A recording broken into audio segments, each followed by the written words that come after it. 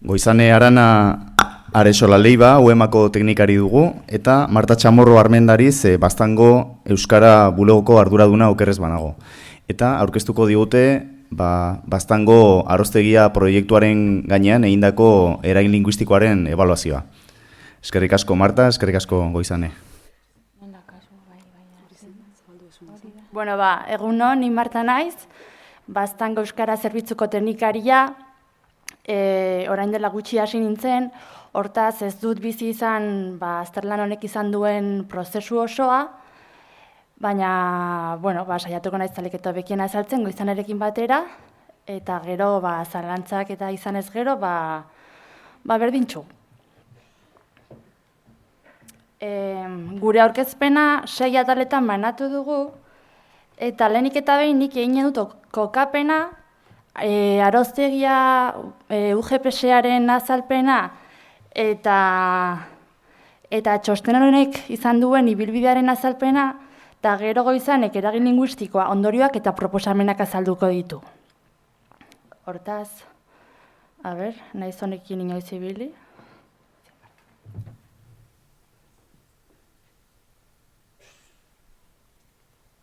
Ez gara oso...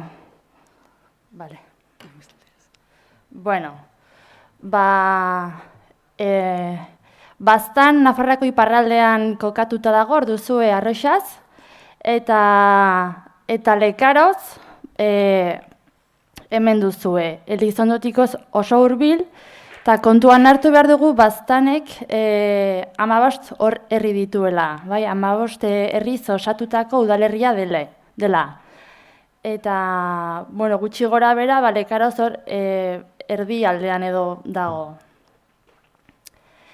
Biztanleriari dagokiolarik, azkeneko datuak 7.848 lagun bizi direla argitaratu zuen, eta Elizondo herririk handiena izanik 3.413 ditu. Eta Lekarozek aldiz 226.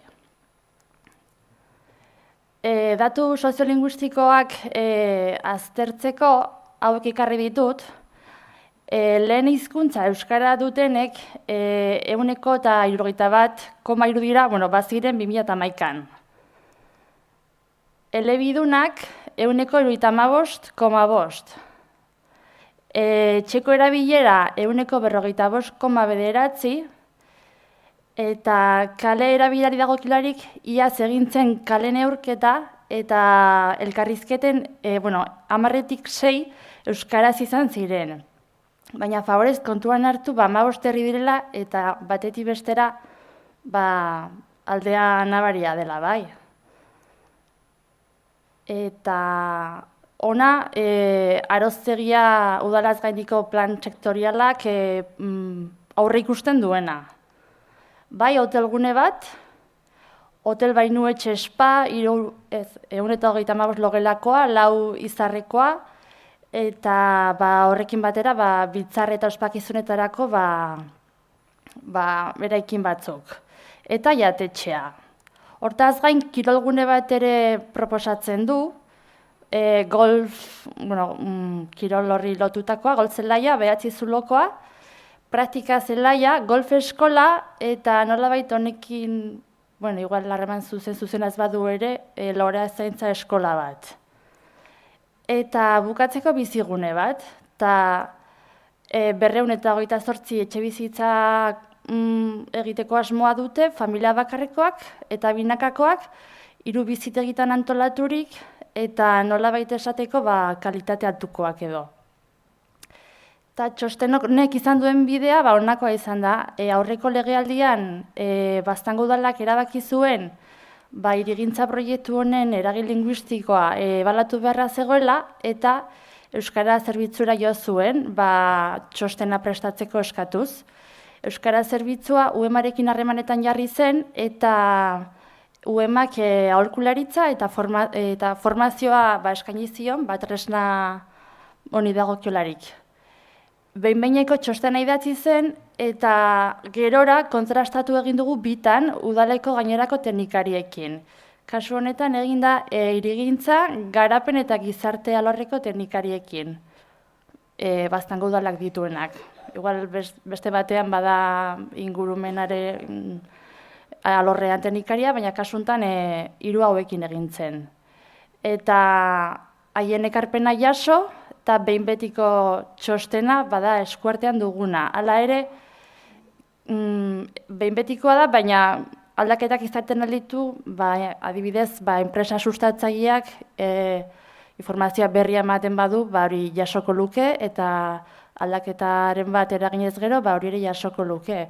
Esate baterako, oandikan ez du esan non sustatuko duen proiektua, orduan, erosle potentzialak eta nongoak izaten aldiren, ikusiko da. Eta hitza pasako diot Goizaneri, eta berak jarraituko du.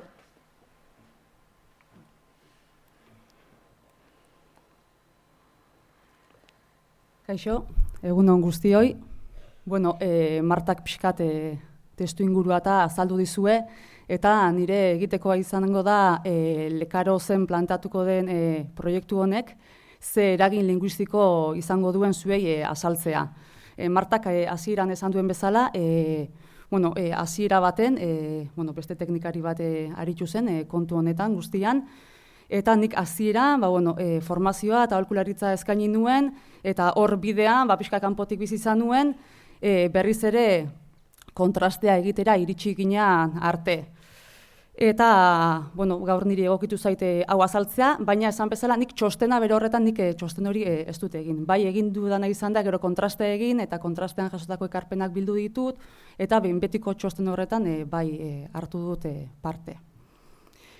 Hori esan da, zuzenean pasako naiz, eragin linguistikoak emandakoa azaltzera.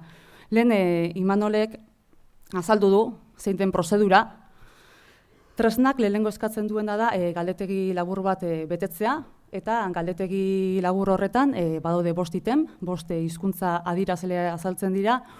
Orduan egiten dena da, erabaki proiektu honek, dena delako proiektua, kasu honetan Arostegiko proiektu honek, ele behar duen bai edo ez, bai? Hauek dira, hor dazkazue, 5 hizkuntza adierazleak zeintzu diran, euskaren ezagutzan, eraginek izango du, euskaren erabileran, eskainiko diren jardueren, zerbitzuen komunikazioan, egingo diren komunikazioietan, eragina izango du, egoera soziolinguistiko aldatuko da, hizkuntza paisaian, eragina izango du, euskarazko eskaintzan, eskainiko diren zerbitzu horien, euskarazko eskaintzan, eragina izango du, orain arteko egoera aldatuko da. Erantzuna etzen zaila izan, bai, esatea, zergatik, etxebizitza planteatzen dira, hotela planteatzen da, zerbitzu batzuk ere planteatzen dira, lorezaintza eskola, golf eskola, golf zelaia, biltzarretarako eta eraikina ere bai, beraz, horrek biztanleak ekarriko ditu, bisitariak ekarriko ditu, beraz, horrek ja egoera bat, egoera aldatuko du, bai? Hizkuntza paisaian, zer esanik ez, egoera aldatuko du, ikusi barko da, zein izango den, zer izango den gertatuko dena, bai? Baina neurririk hartu ezean behintzat, izan daiteke egoera aldatzea. Beraz, erantzuna, garbi zegoen baiezkoa zela. Behin ja galdetegi laburra pasata, Imanolek aurretik ere azaldu duen bezala, galdetegi luzera pasatzen gara, galdetegi luzeak badauzka 29 galdera jasotzen ditu, eta galdera horiek 5 ataletan banatuta daude, 5 alderditan banatuta daude. Bizikalitatea, ekonomia, azpiegiturak, komunitatearen gizarte eta kultura bizitza eta biztanleriaren ezaugarriak. Berbada esan dezakezu, eta honek zer ikusi dauka bizikalitateak hizkuntzarekin, ekonomiak hizkuntzarekin, azpiegiturak hizkuntzarekin, zer ikusi dauka. Kontua da, galetegian planteatzen da, ia aldaketarik etorriko den, eragingo duen, gero ikusiko dugu, zehatz, bakoitzean zer atera den, eta aldaketarik ikusten baldin bada, azpiegituretan, aldaketarik ikusten baldin bada, horrek hizkuntzarengan ze eragin izango duen. Ikusten baldin badugu, osasun zerbitzuetan, behar bada, aldaketa bat egongo dela, horrek gero ze eragin izango du hizkuntzarengan, beti bigarren irakurketa hori egitea eskatzen du. Hemen daukazue, argazkia zein den, ze indize atera diren. Badaude bilarri, kritikoa, moderatua eta garrantzi gutxikoa, bai? Esan dugu, badaude mailakatuta dago, bai? Izan daiteke eraginik ez izatea, garrantzi gutxikoa, gero moderatua, gero larria eta gero kritikoa. Moderatua eta larriaren artean plantatzen neurzentzaileak egotearekin, izan daitekela, gero egoera, bai, ekarri dezaken kaltera saihesteko aukera egotea, kritikoa denean ja zalantzan jartzeko modukotzat planteatzen da, bai. Hor badaukagu kritikoa dena, bai. Azalduko dizuet, alderdiz alderdi, proiektua bakarra denez aukera ematen du, modu xehetuagoan azaltzeko zeintzuk izan diren ondorioak, bai, ateratako emaitza zein izan den. Orain alderdiz alderdi azalduko dizuet zein izan da alderdi bakoitzean atera den eragina. Bizi kalitateari dagokionean, larria, zergatik, hemen galdetzen da, pertsonen mugikortasunean, bai, eraginik izango duen, bai eta bizi mailan ere bai. Ikusten da, pertsonen mugikortasuna aldatu egingo dela, joan etorriko handiko gune bat izango dela, gaur egun, ezer ez dagoen gune batean, bide bat eraiki beharko da, horrekoan, joan ginen Marta eta bio gaina bertara bisitan, eta mendibide badago bertara joateko, beraz hor errepide bat eraiki beharko da, eta hor joan etorri handiko guneak izango dira. Bisitariak, biztanleak, joan etorrian ibiliko dira. Beraz, hiztun berriak etorriko dira gune honetara, bai? Horrek egoera ja aldatuko du. Bestetik, goi mailako kalitateari loturiko zerbitzuak eskainiko dira planteatzen direnak, beraz, pentsatzekoa da, etorriko den jentea, helmen handiko pertsonak izango direla. Horrek ikusten zen eragin dezakeela, bertako bizimodua garestitzearekin, garestitu zezakeela, bai, etxe bizitzak, lurren prezioa, batipat, eragin bat izan zezakeela, bai. Eta bertako komunitateari nolabait, eragin ahal diola, bai. Hipoteziei buruz ari gara, zan gerta daitekeena, bai, baina kontan izan behar dugu beti, hipotezirik okerrenera jo behar dugula eta proiektua bere osotasunean egingo balitz.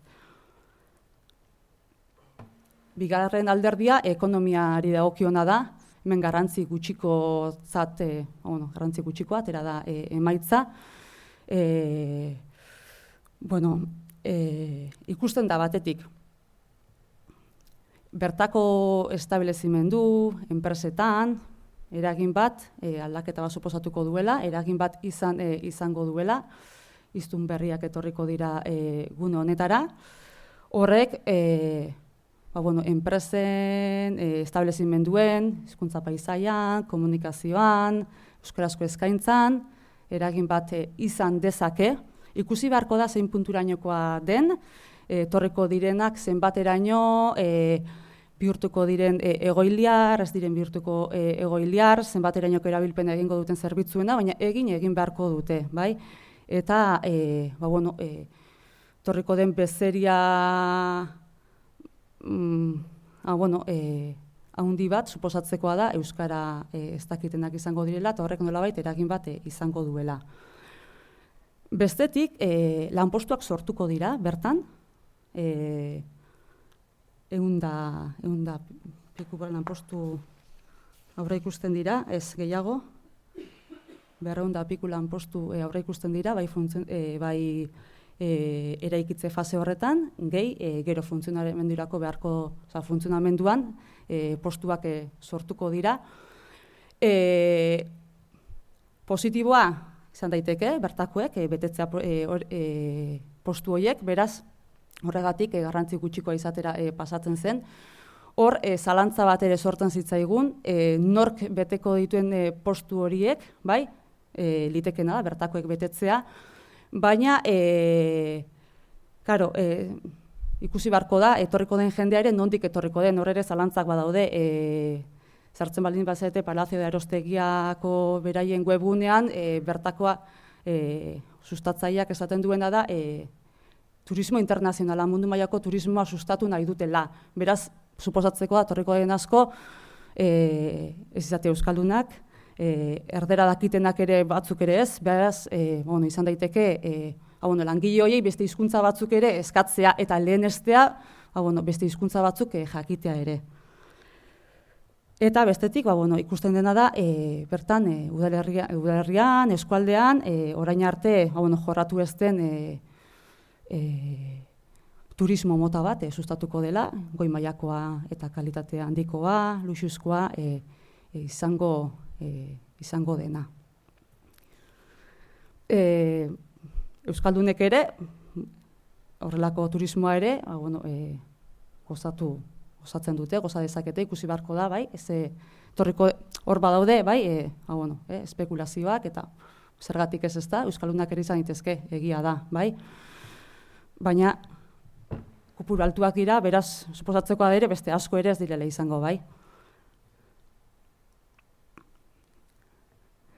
Azpiegituretan, moderatua atera da, hor batez ere bai ikusten da, eragina izango duela bertako zerbitzuetan, osasun zerbitzuetan, eskoletan, oinarrizko zerbitzuetan, erabiliko dituzte zerbitzu horiek, bai, erabiliko, beraz, hiztun berriak, zerbitzu horiek erabiliko dituzte, eta horiek nolabait eragin bat izango du, bai.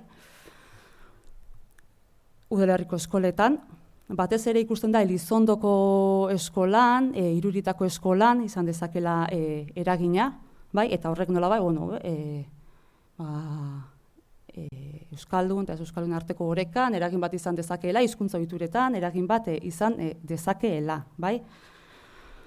Eta bestetik, esan bezala lehen ez, eraikiko den gune honetara, sarbide berri bat eraikiko da, eta joan etorri handiko gune bat izango dela, espero da, bai.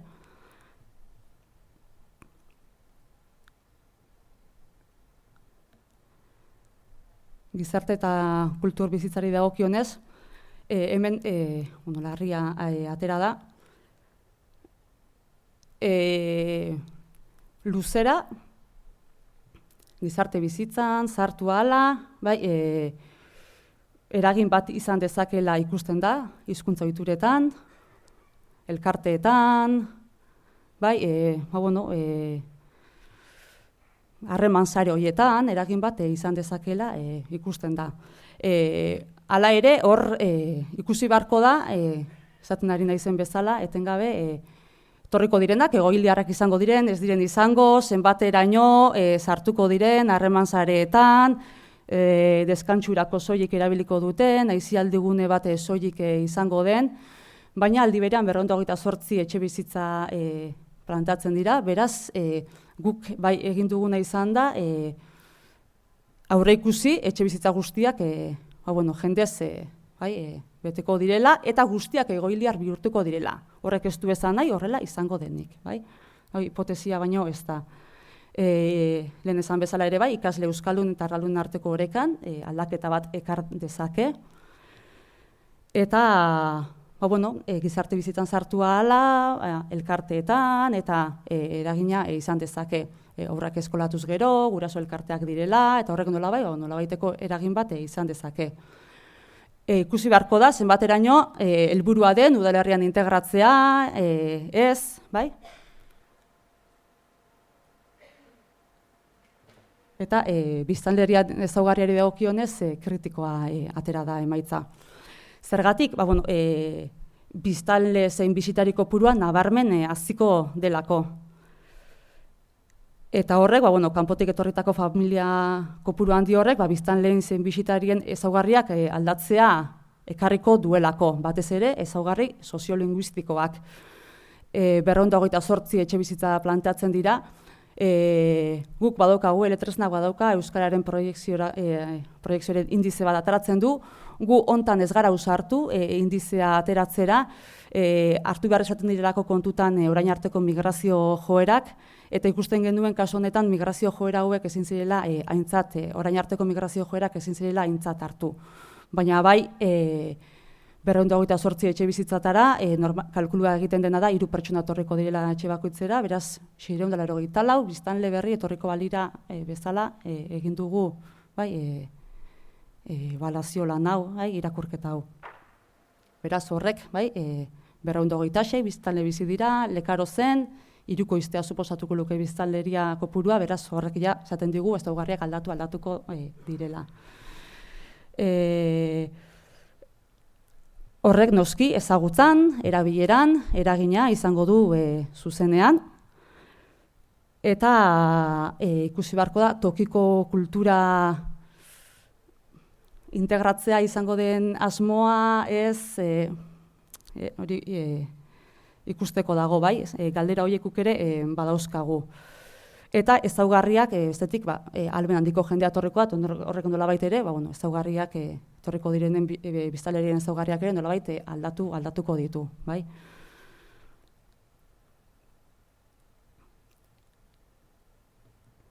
Ondorioetara pasako naiz, azken irakurketa egitera, pixkat esandako hau laburbiltze aldera. Alderdi guztietan atera da, eragina negatiboa izango dela, batean garrantzi gutxiko ateratzen zen, eta beste batzutan larria eta zenbait alderditan kritikoa ere bai, ateratzen zen. Herrigunetik aparte dagoen bizigune bat sortuko da, aparteko bizigune bat sortuko da, ez da, udalerriko, bai, barrunbeetan edo eraikiko, bai, aparteko bizigune bat izango da.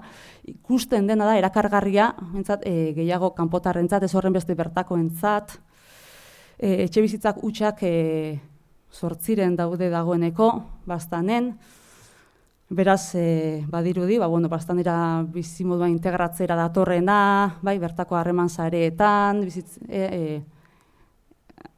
bizitzera datorrena, bai, gehiago, herriko etxe horietan, ez, herriko etxe horietara bizitzera etorriko litzatekela, eta, badirudi, erakargarria gehiago kapotarrentzako dela. Orain arte udalerrian, ohikoa ez den bisitari mota bat ekarriko du, eta litekeena da ez balioestea bertako kultura berezitasuna. Eta, etxe bizitzak erosiko dituzten pertsonen tipologiak ez du bate egingo orain arteko migrazio joerekin. Horregatik ez gara usartu ezagutzaren indize, proiekzioaren indizea ateratzera ez gara usartu. Ibili ginen, saiakeratan, formulak, nondik etor zitezkeen, Iruña herritik, Euskal Autonomia Erkidegotik, estatutik kanpotik zenbat, baina ez ginen usartu datu zehatz hori aurkeztera, ez daukagulako informazio zehatzik. Beraiek ere ez dute informazio gehiago ere eman, eta kultura internazionalena bai aipatu dute, baina ez gara usartu datu zehatza ematera. Lanpostuak sortuko dira, bai funtzionamendua, eta bai eraikuntza garaian, da bai funtzionamendua bermatzeko ondoren, eta hor ere ateratzen zen zalantza zen, ze hizkuntza lehen etxiko den, bai? Langile horiek ze hizkuntza jakin beharko duten, bai, zer imango zaio lehentasuna, bai? Naiz eta posible den bertakoentzako izatea lanpostu horiek. Ikusten dena da, batez ere eragina Elizondon izango dela Lekaro zen, eta Elizondon izango dela nabarmena, Lekaro zen, proiektu bertako guztune batean eraikiko delako, baina baita Elizondon ere, zerbitzurik ez da egongo, erosketak egiteko, zerbitzurik ez da egongo bertan, bizigun honetan, beraz, erosketak egitera, bestelako zerbitzuak jasotzera eta Elizondora joan beharko dute.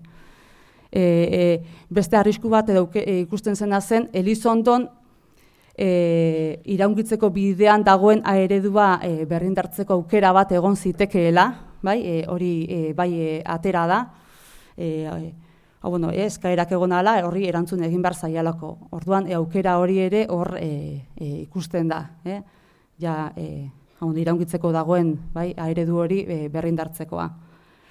Eta garbi ikusten da, herriko euskararen ezagutzaren indizean, intentsitate handiz eragingo lukeela.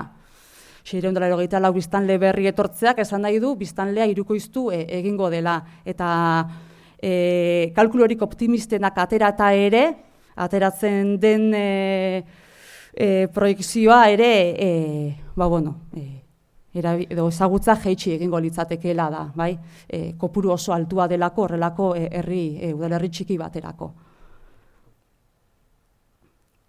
Bukatze aldera, bukaerako proposamenak, txosten hau egina dago, udalaren aginduz egin zen, hemen ez da lantalde bat egon bereziki honetan aritu dena eta, baina txostena iruditzen zaigu baliagarria dela, behar den lekuan zabaltzeko, erabiltzeko, eta gaia mai gaineratzeko behintzat balio duela iruditzen zaigu. Eta gainera iruditzen zaigu ere dagoeneko balio duela gaia ateratzen ari delako, komunikabidetan atera delako gaia, bai? Eta eztabaida ere piztu duelako, beraz guretzako hori positiboa da. Aurrera egingo balu proiektuak, gure proposamena da neurozuzentzailea proposatzea. Proiektuak hala ere aurrera egingo balu, behintzat udalari proposatzea, bai, zein neurozuzentzaile egin. Ja, noski, ondorengo neurozuzentzaileak izango lirateke, baina neurozuzentzaileak proposatuko gehintuzke, honek aurrera egingo balu. Eta, ikusten da, eragin linguistikoaren ebaluazioa sistematikoki sartzea administrazio prozedura guztietan, ez bakarrik kontu honetan, administrazio prozedura guztietan, eta berak, Elizondoko euskara teknikari zegoenak ere bertan jaso zuenez, udalak bideratzen dituen prozeduretan ebaluazio horren beharra sistematizatu beharko lukeela, ezta? Positibotzat jodelako kontu hau eta sistematizatzera jo. Honekin bukatu dut, ez dakit galderen tartea gero izango dan.